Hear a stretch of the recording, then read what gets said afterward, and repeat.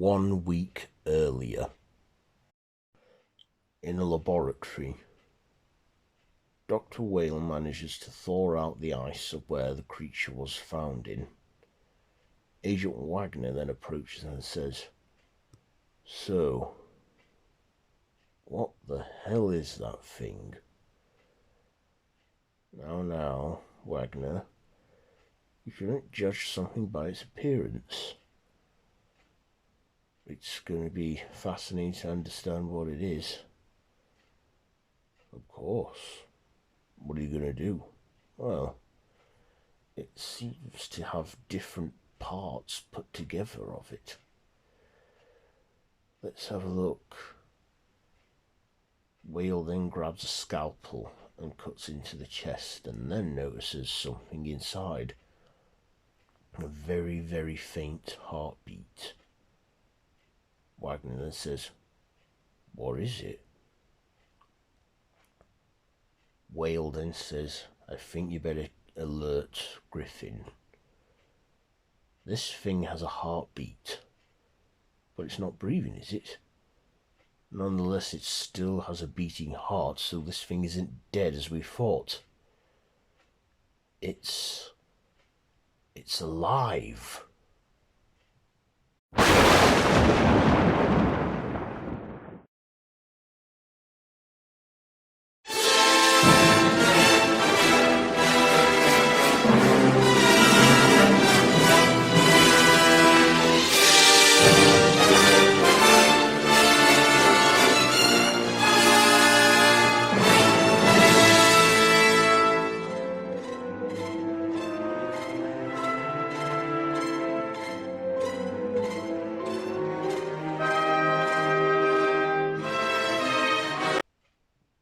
One week later.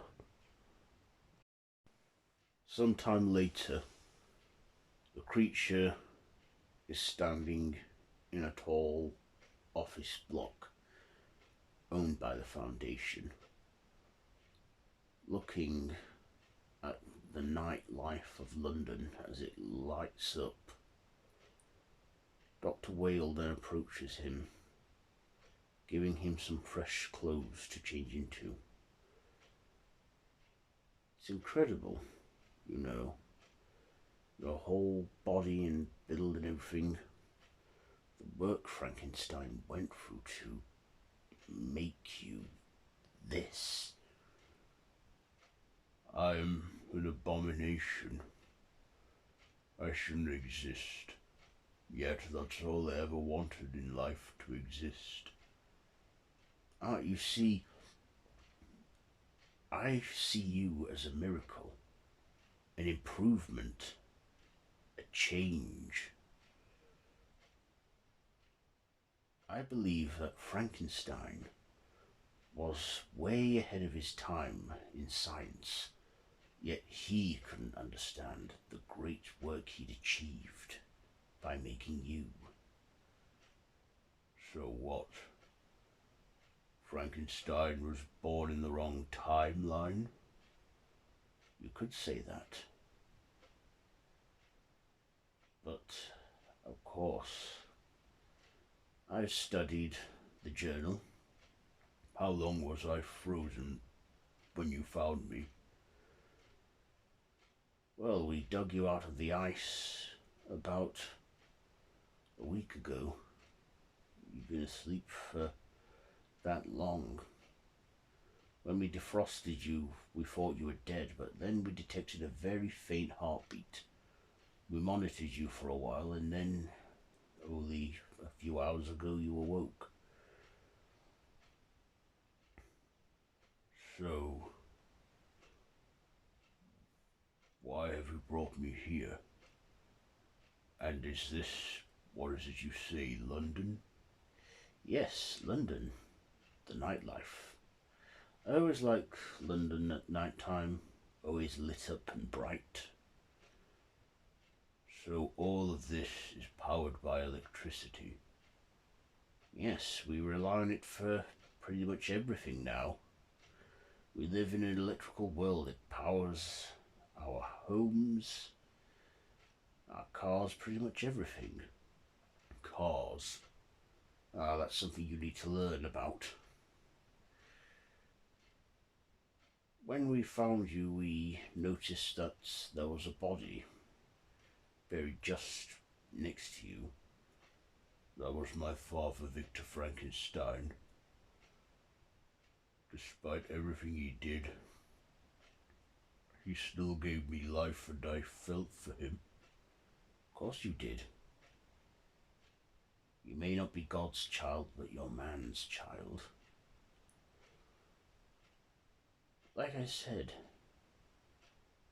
Victor Frankenstein, he achieved something that apparently a god would achieve. In this day and age, we have also achieved many things that was thought to be from the Bible, like artificial insemination. Artificial insemination? Yes. Sexual intercourse, an activity that is made to produce young. Many animals do it, including humans. And when they do it for reproduction, that is how the female is impregnated. But these days you don't have to engage in such activity to, well, produce offspring. Maybe if Victor Frankenstein was alive, he could appreciate his work more. You said you found his body frozen. Yes. Take me to him. The creature is taken down to the morgue, escorted by Whale. He then looks down at Frankenstein's body. Frankenstein's monster just looks and says, "He looks at peace." He probably is. According to an autopsy report, he had pneumonia. His body was preserved. We must burn this man. What? Cremate him. That's what we were going to do before the ice broke and the ship had to go. Is that how you got there to the North Pole? No.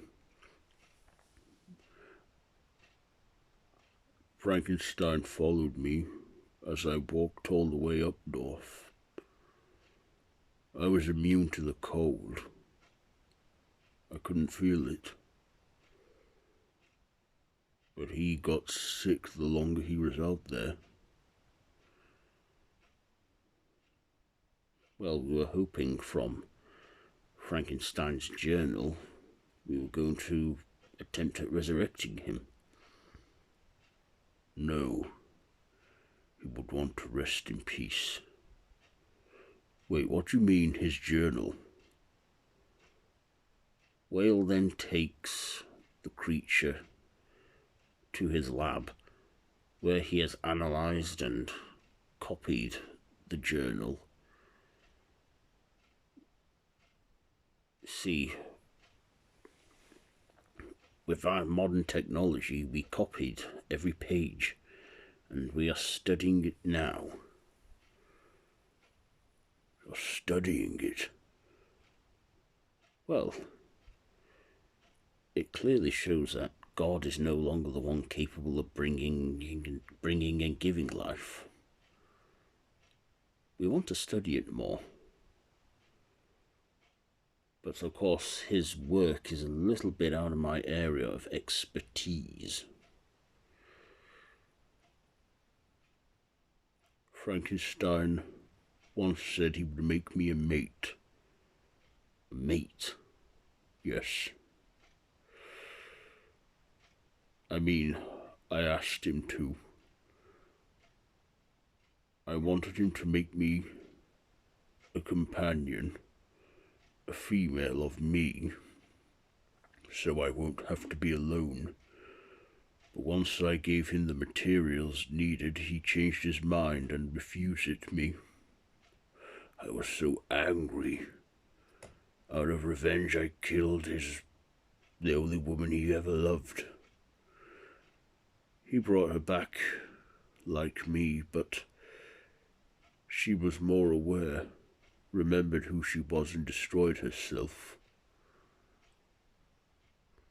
What if we at the Foundation were to do this for you? Give you this companion that Frankenstein denied you? What do you mean? I mean, we have the materials to make you a companion. You see, when you work at the Foundation pretty much owns you. Once you die, your body gets stored away. We have many deceased female staff members. Perhaps we could put one together for you. You would do that for me? Well, a price, of course. A price. You have some good biology that we could study from. You have increased strength and you say you're immune to cold and pain. What if we trained you, taught you how to fight the forces of darkness? What is the Foundation exactly? The Foundation started off as a small group of hunters that worked for the Catholic Church. In the late 1700s, early 1800s, a scientist named Pretorius, who was also a hunter, started to recruit some hunters. Even had a little assistant named Igor. Igor? I remember him. He assisted my father when he made me. Ah, so you know of Igor. Well, Igor has been dead a long time and would probably be nothing but bones now. But yes, this small group of men kept hunting and they started to gather knowledge and have science and learn from these things. Come to the end of the 19th century, Mr. Gray, Dr. Jekyll and Dr. Griffin and Dr. Van Helsing formed an alliance. They started this foundation. Their job was to create the illusion that man is alone, and we have been able to do that to this very day, but with the advancement in technology, that illusion is getting harder and harder each time to sustain. What are you talking about? Asked the creature. Dr. Whale then explains that man and their machines and gadgets are getting too advanced. Ghosts are starting to be more visible on cameras. People are using their phones to catch images of monsters that we were able to keep hidden. Very soon man will know of the existence of gods and monsters. And the Foundation is ready. And when that day comes, which it will, so very soon, man needs to understand that there are good monsters and bad monsters out there. And we want to prove that there can be good monsters that will protect them from the bad monsters. Do you understand what I'm saying? Yes, I do. Like I said, we could train you, teach you to fight better. You are quite a big person, and I studied you while you were asleep. You have an incredible body, stitch lines and different skin fragments. I was made out of 6 men. Not only that, Frankenstein harnessed organs from pigs too. Not many, but some.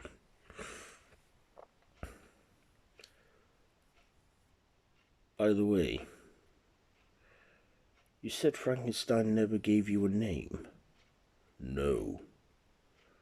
Well, maybe now's the time you had one. You're like Adam. Adam? I noticed that you had a copy of the Bible. Yes. The only other thing I had to read other than Frankenstein's journal. Well, Adam was the first man. How about... Well, you're the first of your kind. How about Adam? Adam. Yes, how about we call you Adam? Adam Frankenstein? Usually, a child shares the same name as their father. So, how about that? Adam Frankenstein. If I must have a name, then yes, you may call me Adam Frankenstein. Excellent. Are you all right? Asked Dr. Whale as Adam started to blush. He said, "You are the second ever human to show me kindness. The only other person who ever showed me kindness was a blind man, and his family did not understand me." Of course. If you're going to be with us for some time, how about I show you the facility? Whale then walks Adam through a door, showing him the foundation and all the departments, all the staff, the scientists, the security men, and then he escorted him to his living quarters, saying, "This is where you will stay." I will have a home here? Yes. Think of it as an early pre-work payment. Work payment? If you want to make a way of life and living, you have to, well, work. As I said, your biology and skills could be put to use, and you could, in return, live here. And I will do everything in my knowledge to give you that mate of yours. You will do that for me, of course. Because here at the Foundation, we understand monsters. We want to learn from them. I see. Welcome, Adam, to the first day of your new life. I'll leave you to get acquainted. Dr. Whale then leaves the room. Adam then says, "Acquainted?" Appearing out of nowhere, Jack Griffin comes out from the dark saying, "So, you've settled on a name. Adam, is it?" "Who are you?" said Adam. "And how did you appear like that?" "I'm the Invisible Man, when I want to be. My name is Jack Griffin, director of the Foundation. My great-grandfather co-founded this place. Of course, when it was handed down to my grandfather, my mother, well, hid from us until I was recruited by the Foundation many years ago, quite a while ago. And my predecessor had some problems and, well, let's just say I ended up running this whole place. I can make myself invisible at will and make objects I touch invisible. But, of course, my great-grandfather, the first Invisible Man, had no control over his condition. He had a formula, made him invisible, couldn't undo it. Tried to live as normal life as possible and handed it down to my grandfather, who could be visible one minute, then invisible the next, and then my mother, she could make herself invisible at will. Me, I started off making myself invisible at will, and then I managed to use my powers, and I could make not just my full physical body invisible, but the clothing I wear, the objects I touch. Anyway, I'm dragging on now. But yes, I run this whole operation. What, you're on some sort of a mission? I am. And you're trying to, what, adjust me into this world? That, and I want to save it too. I want to talk to you about this thing I've been working on for some time. I call it the Monster Squad Initiative. 1 month later, Dr. Whale invites Adam into his lab. He then says, "You've learned and trained quick with your fighting skills. I'm a fast learner. What have you brought me in here for?" Well, one thing, Frankenstein's journal, I managed to study it well. And, well, look here. The creature then sees everything. A modernized version of Frankenstein's lab. He then says, "You've built all of it?" "Yes." "How much money do you have?" "We have enough. Of course, with modern technology, we don't need to wait for a big electrical storm." "Wait, you mean you've got me a female?" "Yes. Got parts of several women that have worked for the Foundation in the past. And now we're ready to bring her to life. We just wanted you there."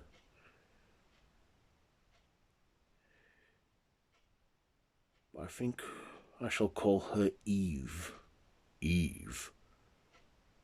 "Yes. You know, every Adam needs his Eve. Are you ready to bring her to life?" "Me?" "Well, are you ready to watch her come to life?" "Yes." "Then let us begin." Dr. Whale then pulls the switch and starts an electrical current, jolting the creation to life. Then the machine overpowers and starts to burn out. Whale then has to stop everything. The creature, Adam, shouts, "What are you doing? Don't! It's overpowering and malfunctioning. We need to stop this now." "Don't do anything," said Adam. Then Whale pulled the plug, and all the power calmed down. Adam then went up to the body, taking it out of the blanket and the water tank.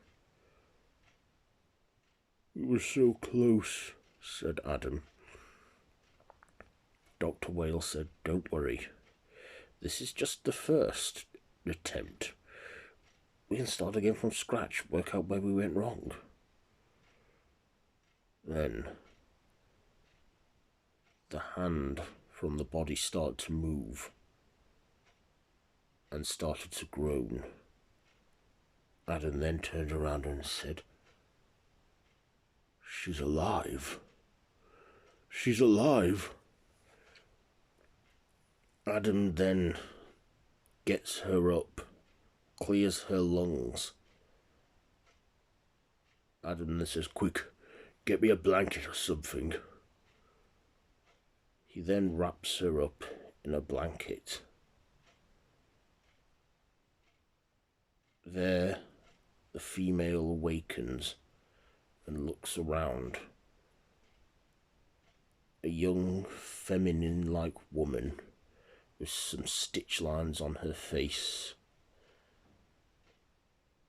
covered in a white blanket, looking around. Adam smiles and says to her, "Friend, friend." The female creation then screams in horror. Then Dr. Whale takes her hand and says, "It's all right. It's all right, take a seat. There we go. My name is Dr. James Whale. I brought you to life. And this is Adam. He's just like you. The same in every way, just... He's a male. A man. Your name is Eve. Eve.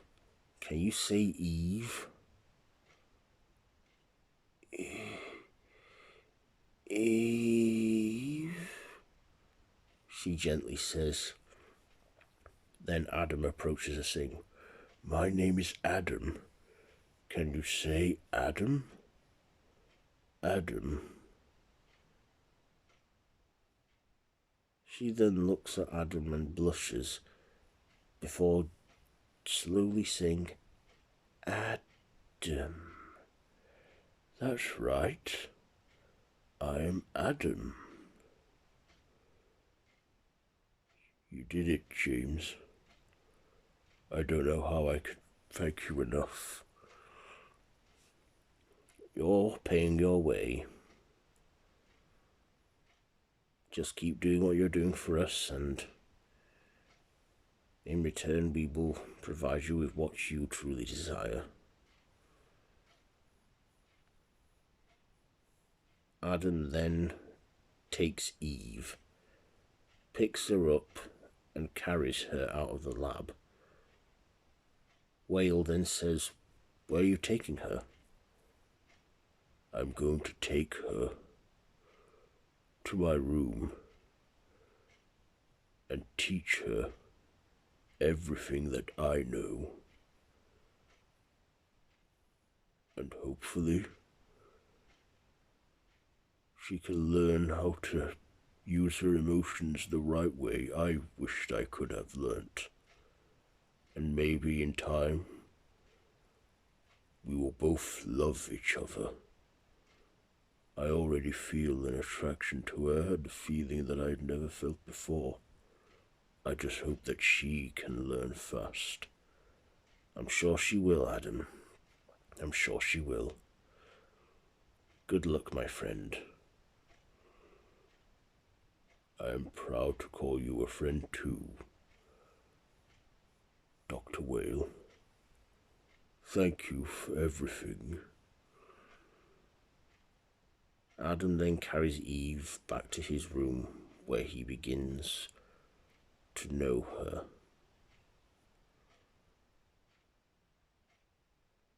Whale then goes back to his lab and thinks, "Well, I'm going to have to clean this mess up now."